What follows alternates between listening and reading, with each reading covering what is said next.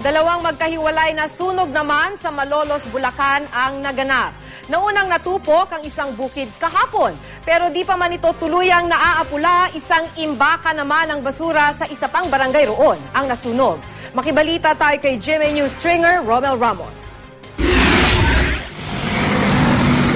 Mahigit 24 oras na mula nang sumiklab ang sunog dito sa bukid sa barangay Takilang, Malolos, Bulacan. Hanggang ngayon, hindi pa ito lubusang naaapula. Hindi po kasi natin mapasok yung lugar at talaga pong walang madaanan. Hindi kung sakali man po hindi maabot natin ng mga pyros kasi sobrang layo sa sa daan. Para maiwasan ang pagkalat ng apoy sa ilang bahay, binabasak ng mga bumbero ang damuhan sa paligid. Siyempre, pinangangambahan namin yung...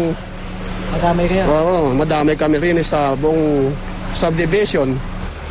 Tiyak naman ng mga otoridad na walang dapat ipangambang ang mga residente dahil kontrolado na raw ang sunog.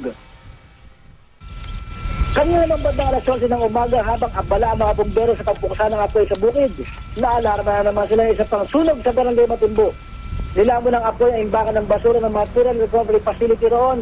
Ayon sa mga bumbero, nagliyab ang methane gas mula sa mga basura dahil sobrang init ng panahon. Tumagal ang sunog na mahigit 2 oras. Wala namang naiulat na nasaktan sa insidente. Romel Ramos, GMA News.